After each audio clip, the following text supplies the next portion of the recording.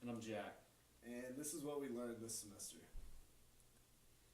So during our interviews, we found out a lot, and we found out that leadership is one of the most important things.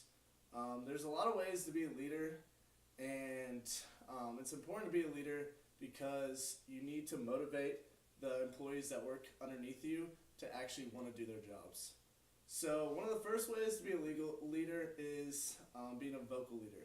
So this is basically just kind of telling employees what to do and not really doing as much work, but kind of motivating your employees just with your voice. There's also team leadership, where you're just kind of a part of the team. You're doing their job and making sure the other employees do their jobs. There's hands-on leadership, and then there's also lead by example. So during all of our interviews, we asked the managers what their most common leadership style was, and the number one example was leading by example. And they enjoyed this because it showed their employees that they were doing their jobs, and it motivated their employees that want to do their jobs. I think leading by example works best. I would say leading by example. I think that. I'm more lead by example. Like my I'm definitely a lead by example person. So they can kind of lead by example, I think is huge. So talking more on leading by example means behaving with a poised manner that your employees will catch on to. It is always important to practice what you preach.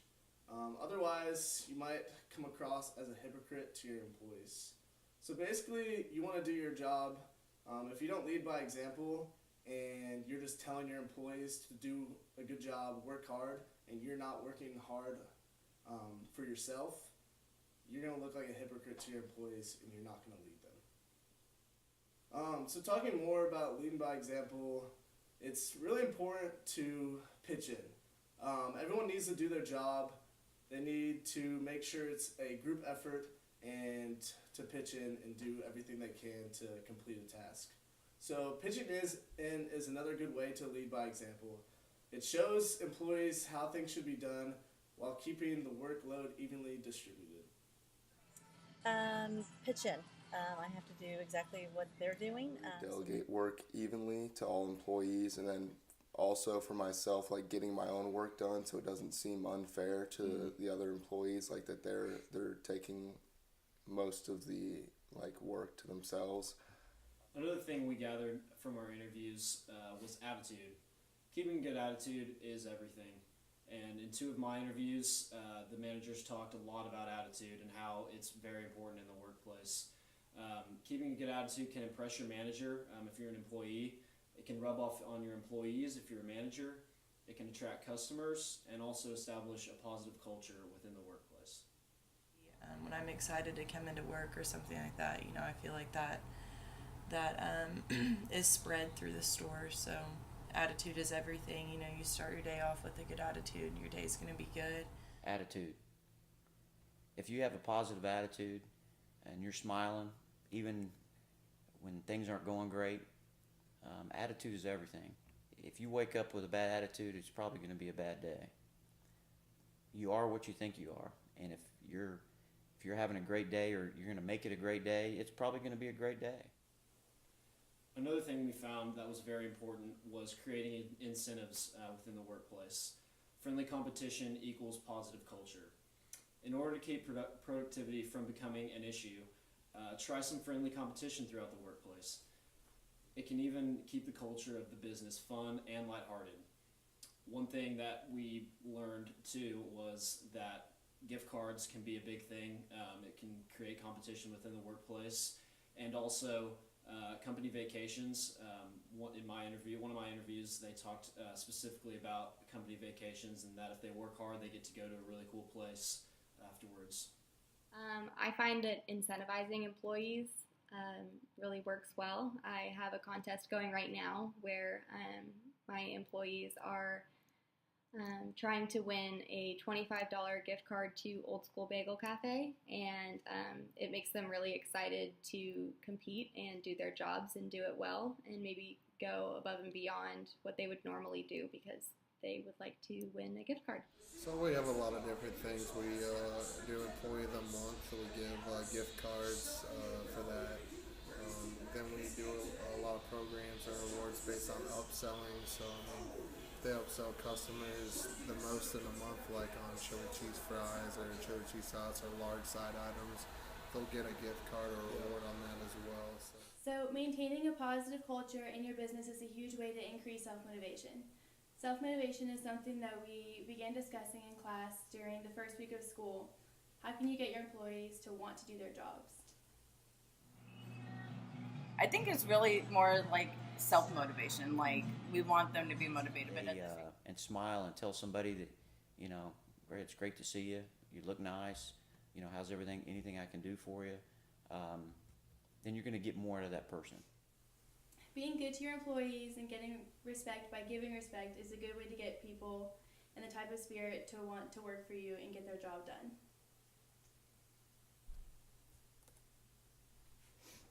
Another way to keep employees feeling valued, which is another factor to self-motivation, is by including them and keeping them involved in setting goals for themselves and for the company. But one thing that I learned early on is that I've got personal goals that I want the company to achieve, but if I put it back on my employees and say, tell me your goals, what do you want to achieve in this company? If they're involved in the goal setting, they take ownership of it from the beginning. And if they don't hit their goals, it's not me they're disappointing, it's themselves. So at the end of each interview, we asked the manager for a little bit of advice to a college student. So we got a lot of advice back, and some of this is what they told us. So the first thing they told us was to network.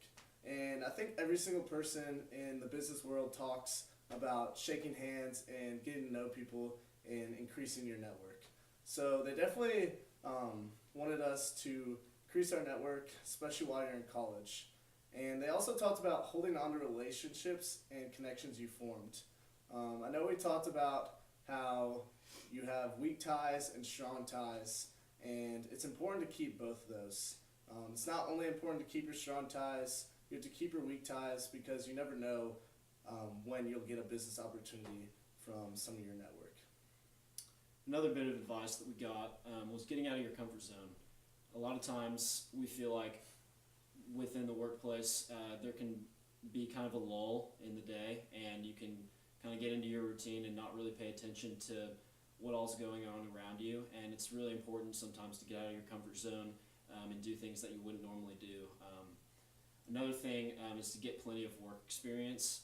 You don't want to just go into any job without any experience, because that's really no way to do anything well. So yeah. They also told us to be patient. So even when you're new in your position, or you have new employees that are training and they're not really catching on as well, you just need to be patient, like with yourself and with your employees, and even with like customers that you deal with. And they also said to learn to work with all different types of people.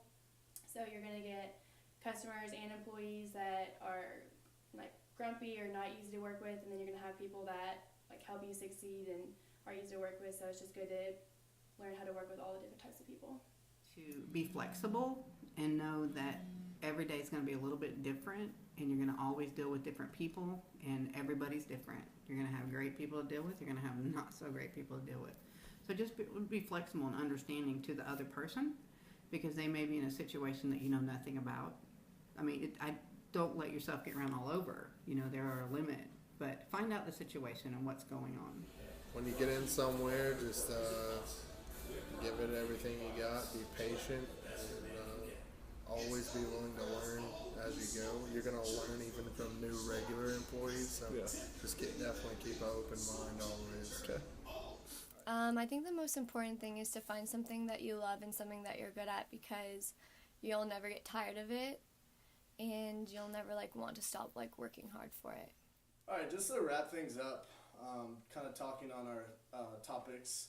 The first thing that we learned was leading by example, or knowing your leadership style. It's important to motivate your employees. It's also important to have a good attitude go to the workplace, have a smile, and actually enjoy your day, because if you love what you do, it's not going to be work. And it's also important to set goals. You want to know what you can do to get to the higher level, and it's also important to have incentives to motivate the employees underneath you.